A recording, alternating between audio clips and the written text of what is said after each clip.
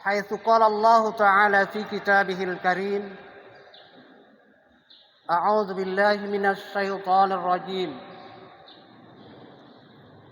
يا أيها الذين آمنوا كتب عليكم الصيام كما كتب على الذين من قبلكم لعلكم تتقون.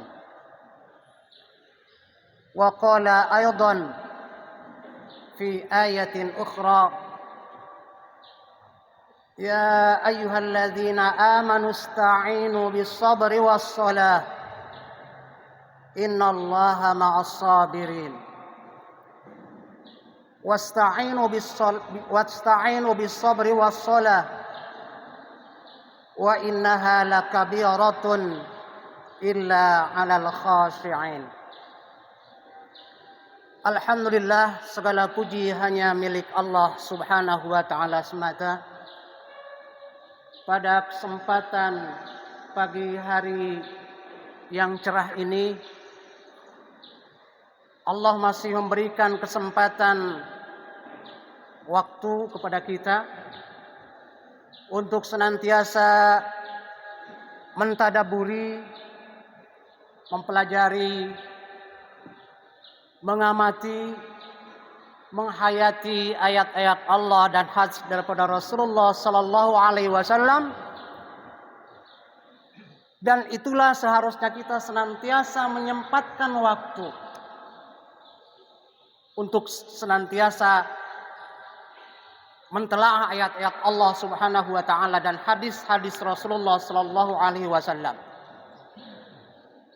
Maka Rasulullah sallallahu alaihi wasallam bersabda di dalam hadis yang sahih yang sering kita dengarkan dari para alim yang menyampaikan, man yuridillahu bihi khaira yufaqih fiddin. Siapa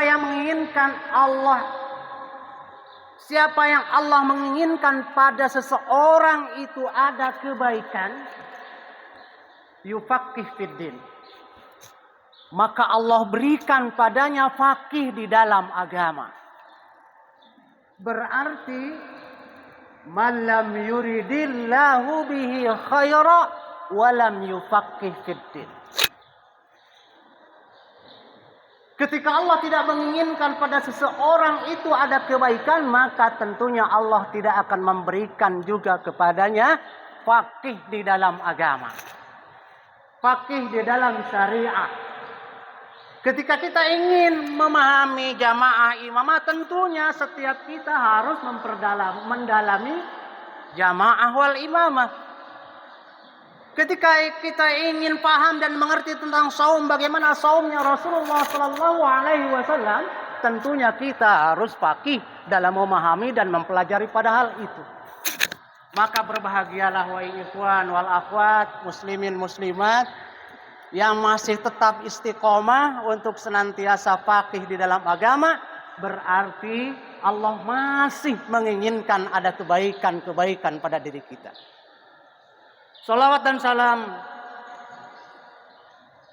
marilah kita senantiasa sampaikan, curahkan kepada beliau Nabi yang mulia Muhammad Rasulullah sallallahu alaihi wasallam, karena dengan uswahnya, dengan syariatnya, dengan contohnya kita masih tetap senantiasa dengan kefakihan itu. Kita ingin senantiasa memperbaiki kekurangan-kekurangan dalam mengikuti sunnah Rasulullah sallallahu alaihi wasallam. Ikhwani wa akhwati rahimani wa rahimakumullah. Pada kesempatan pagi hari ini saya diberi judul, yaitu ayat yang terdapat di dalam Al-Quran surah Al-Baqarah ayat 45, yang agak jauh sedikit masih di dalam surah Al-Baqarah ayat 153. Di mana ayat itu ringkasnya, jadikanlah salat dan sabar sebagai solusi atau jalan keluar dari berbagai macam problema hidup yang kita hadapi. Tentunya ikhwan wal akhwat, beradaannya kami di sini, kami juga banyak mengutip, banyak melihat, dan mudah-mudahan itulah yang dikatakan ilmiah. Ya. Karena pendapat-pendapat itu sudah teruji akan kebenarannya. Ya. Tapi kalau pendapat sendiri belum tentu diakui.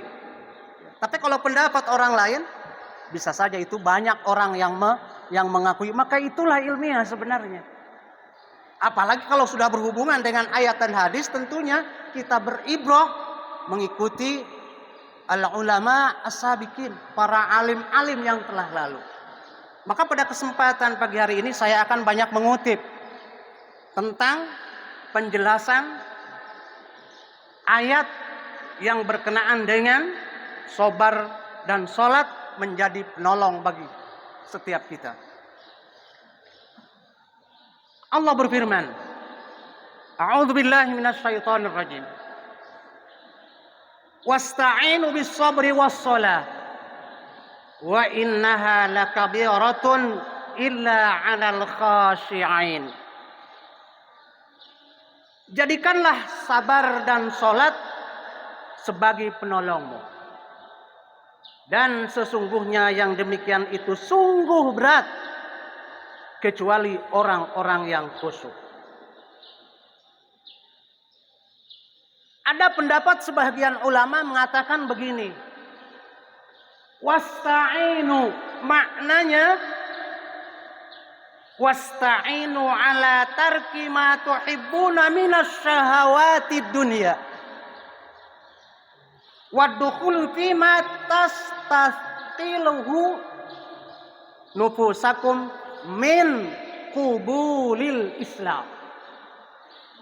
Saya akan mencoba mengomentari pendapat ini. Boleh saya mengomentari ya? Akan disambungkan dengan ayat yang lain. Kalau salah, mudah-mudahan Allah mengampuni. Kalau benar, mudah-mudahan menjadi ibrah dan petunjuk kepada kita. Makna ista'inu yaitu memohonlah. Utlubil aun, utlubil ma'unah. Mintalah, tentunya mintalah kepada Allah pertolongan, bantuan ala tarki ma tuhibbuna minas syahawati dunya. Kalau dikatakan meninggalkan ekstrim. Tapi coba saya olah, berlindunglah untuk mengurangi, bolehlah ya. Apa-apa yang kalian cintai daripada syahwati dunia, syahwat dunia. Jadi mengurangi, meninggalkan kesenangan-kesenangan dunia. Diperintahkannya begitu. Ketika Allah berfirman yang terdapat di dalam Al-Quran, surah Al-Imran ayat 14. Zuyyina lin-nasi hubbus syahawati minad dunya.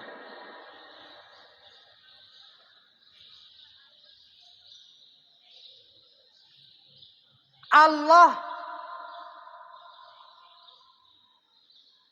hiasi kalian dari syahwat dunia.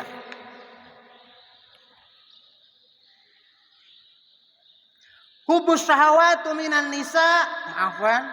Hubbus syahawatu minan nisa. Allah hiasi kalian akan kecintaan terhadap syahwat-syahwat yang pertama minan nisa.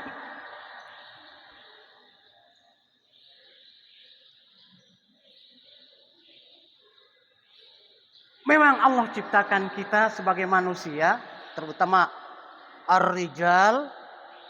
Ini Allah berikan kepada kita nih hubbus syahwat minan nisa. Yang pertama minan nisa, cintanya kepada para wanita.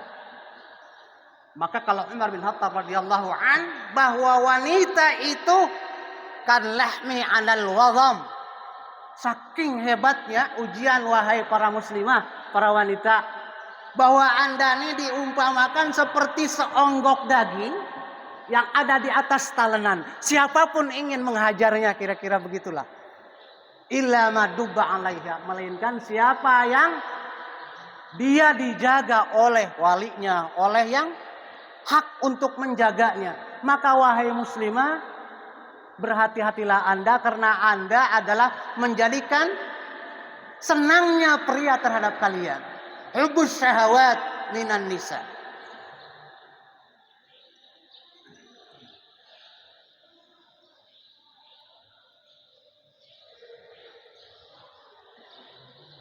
Bahwa kalian adalah wahai muslimah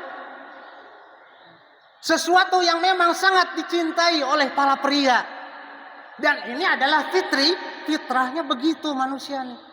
Terutama kaum pria, senang kepada wanita. Kalau nggak senang kepada wanita berarti apa? Nyalahi fitrah, ya.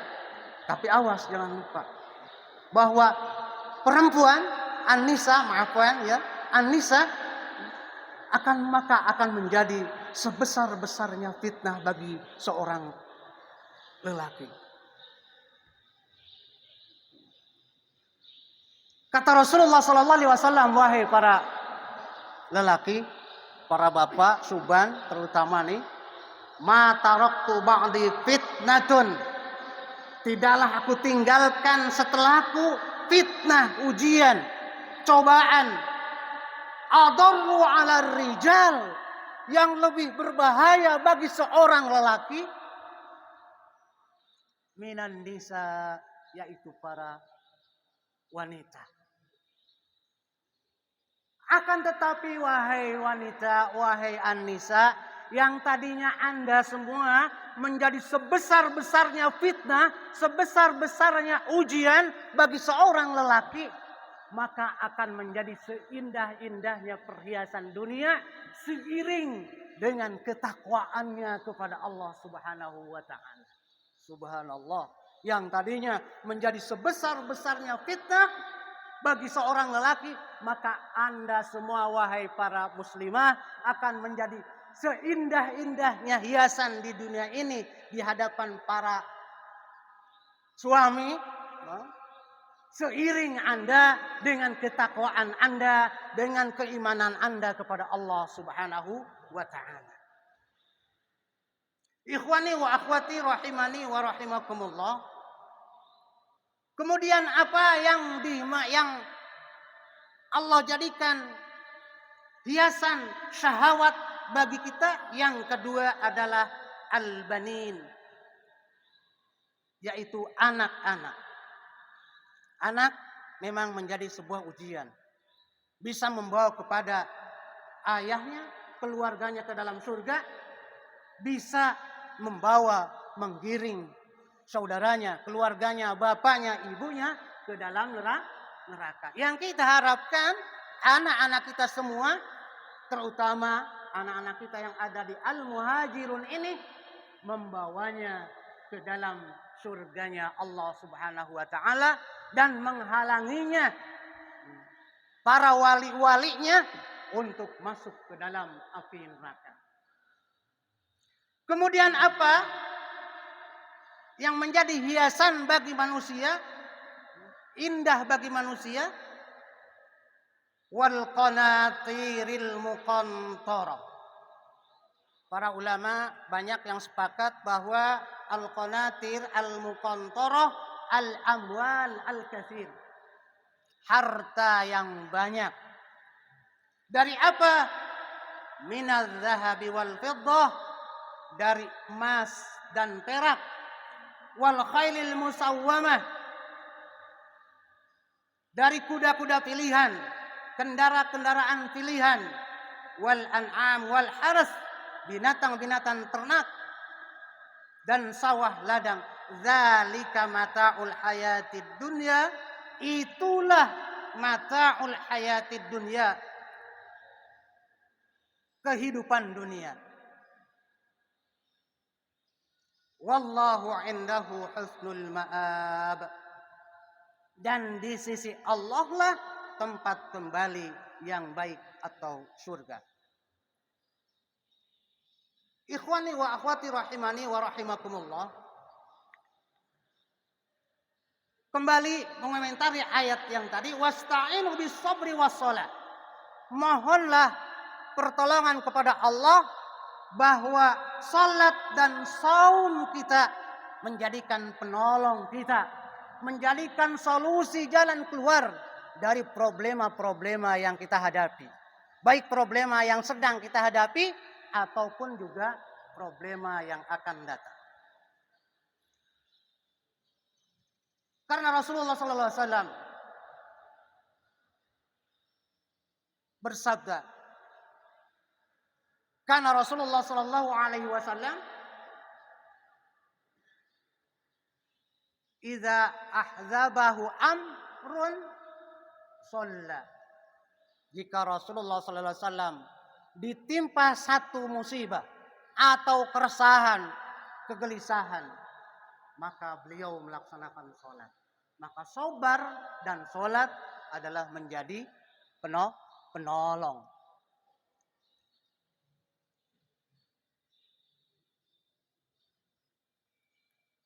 Ragam tafsir dalam mentafsirkan surah Al-Baqarah ayat 45 ini. Yang pertama, kami mengutip dari pendapat Imam Jalaluddin dalam kitab Tafsir Jalalain mengatakan begini. Dalam mentafsirkan ayat ini. Jadikan sabar. Sabar artinya adalah menahan diri dari segala yang tidak diridhoi. Dan sholat sebagai penolong atas masalah-masalah kalian sekarang dan yang akan datang. Kata sholat disebut secara khusus sebagai tanda pentingnya urusan ibadah sholat.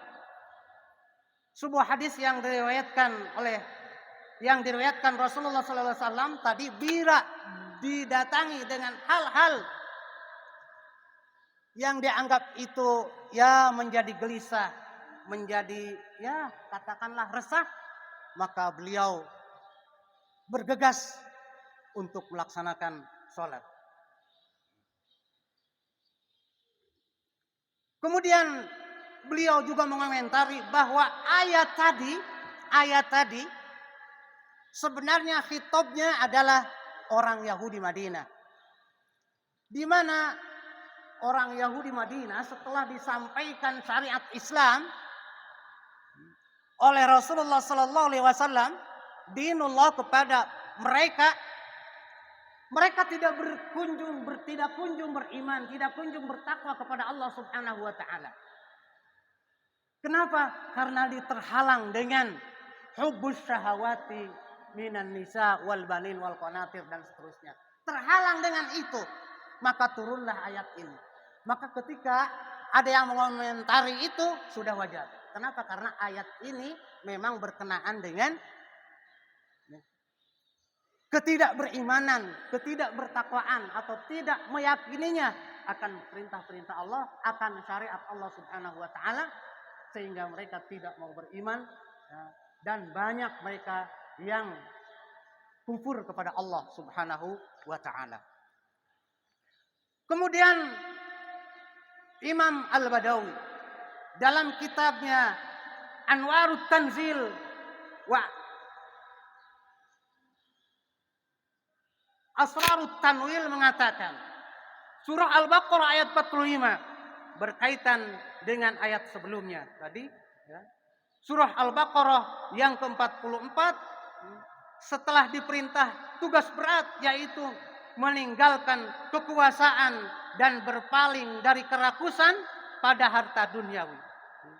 Kalangan ahli kitab diberikan resep obat pada surat Al-Baqarah ayat 4, yaitu mohonlah pertolongan, mohonlah bantuan kepada Allah Subhanahu wa taala dengan sabar dan salat. Wa innaha lakabiratun illa 'alal khashi'in.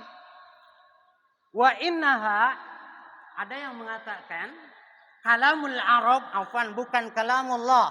Kalamul Arab wa innahuma gitu. Tapi ayat wa innaha ta'udu ila al-kalima as-salah wa yumkin ila wa annahuma ya'udu ila as-sabar wa salah. Tetapi al-ayah as-sahih yang mutlak benarnya, wa innaha lakabiratun illa 'alal khashi'in.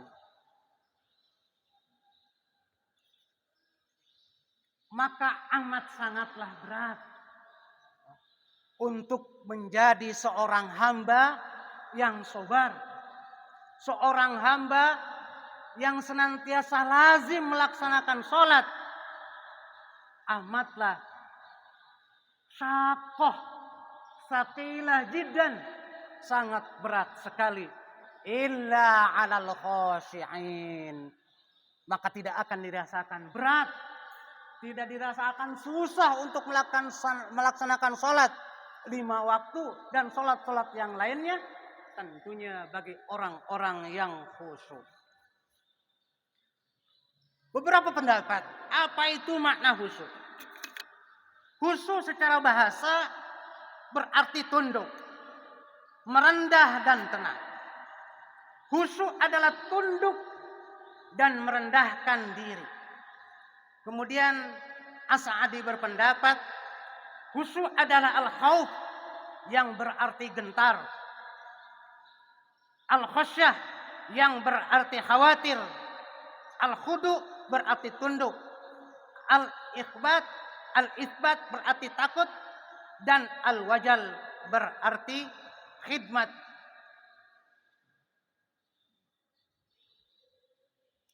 Hadirin rahimani wa rahimakumullah, itu secara bahasa. Sedangkan secara istilah menurut Imam Ibnul Qayyim, khusyuk adalah tegaknya hati di hadapan Allah dengan segala ketundukan dan kerendahan.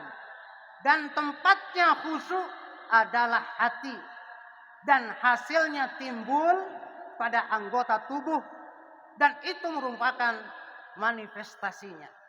Maka Al-Quran memberikan penjelasan makna khusyuk adalah sholatnya yang khusyuk menghasilkan apa? Tanha anil fahsya'i wal munkar. Hidup senantiasa mencegah perbuatan fahsya dan munkar. Ikhwan rahimani wa rahimakumullah. Jadi ayat ini memang memberikan dorongan, motivasi kepada kita, bahwa ketika kita mendapatkan musibah, standar kita adalah sabar.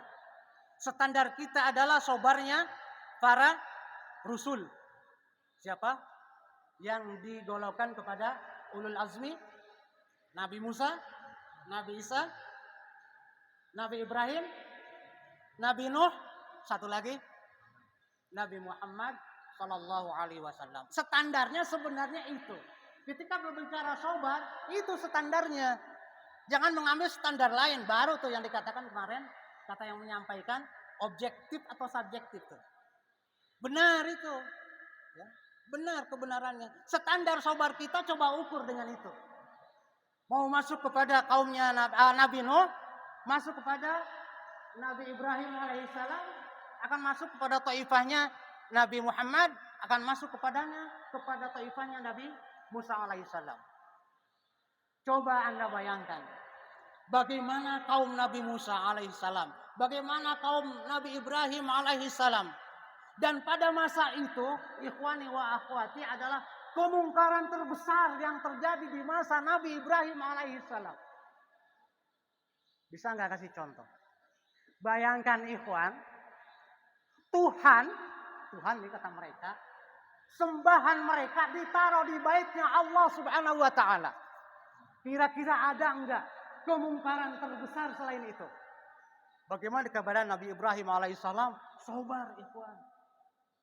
Coba kalau sekarang jadikan posisi kita nih, jadikan posisi kita hari ini seperti Nabi Ibrahim alaihissalam. Adalah yang menaruh untuk sembahan di atas nubuah. Kira-kira kita akan berontak enggak? Bukan hanya sekedar teriak-teriak dari bawah, bahkan mungkin ada yang berlomba, saya akan yang pertama membunuh dia. Subhanallah. Maka tidak ada kemungkaran terbesar pada masa itu melainkan kemungkaran di masa Nabi Ibrahim alaihissalam. Tuhan ditaruh di rumahnya Tuhan, kira-kira begitulah. Apaan? Ya, sembahan ditaruh di rumahnya Allah Subhanahu wa taala, yaitu Ka'bah. Kemudian juga bagaimana yang diujikan kepada Nabi Musa alaihissalam. Ini berkenaan dengan siapa? Dengan kaum Bani Israel ya? Iya kan? Bani Israel kan tertindas oleh Fir'aun laknatullah. Setelah tertindas. Ya. Kemudian sebahagian ada yang mengikut Nabi Musa alaihissalam, diselamatkanlah oleh Nabi Musa alaihissalam. Tapi apa yang terjadi kira-kira ikhwan setelah diselamatkan? Ataja'alu alihatan akhar. Setelah diselamatkan bukan menyembah Allah, meminta buatkan aku sembahan yang lain ya Nabi. Subhanallah. Kurang ajarnya kan begitu ya. Sampai hari ini kan begitu. Ya. Maka tidak aneh bagi kita ya. Kalau Bani Israel yang tidak memahami kita memang ya. Ya seperti itu keadaannya. Setelah diberi kenikmatan kan bahkan minta kenikmatan yang tidak punya ada harganya. Ya, minta bawang putih lah, minta bawang merah lah. Padahal Allah berikan kenikmatan terbesar yang nilainya lebih daripada itu. Allah berikan kenikmatan besar, diselamatkan oleh apa? Oleh dahsyatnya itu kan ancaman yang datang dari kaum Fir'aun. Tapi setelah diselamatkan oleh Allah Subhanahu wa taala melalui Nabi Musa alaihi salam, apa yang diminta? Ya Musa, aku tidak mau menyembah Tuhan engkau, tapi buatkanlah aku sesembahan selain Allah Subhanahu wa taala. Subhanallah. Ikhwani wa akhwati rahimani wa rahimakumullah. Ya. Jadi ayat ini tadi akan bisa terwujud makna sabar dan makna sholat tentunya bagi orang-orang yang khusyuk di dalam sholatnya, yang senantiasa tunduk dan patuh kepada peraturan-peraturan Allah Subhanahu wa taala yang bisa diwujudkan dalam kehidupan sehari-hari, tanha 'anil fahsya'i wal munkar. Mudah-mudahan apa yang kami sampaikan walaupun ya kultum beneran bermanfaat bagi diri saya tentunya, bagi ikhwan akhwat sekalian, dan saya beristighfar kepada Allah, astagfirullahaladzim. Kita akhiri taklim ini dengan baca doa kafaratul majlis. Subhanakallahumma wa bihamdika asyhadu an la ilaha illa anta astaghfiruka wa atubu ilaik. Alhamdulillah ikhtitaman bihadza. Wassalamu alaikum warahmatullahi wabarakatuh.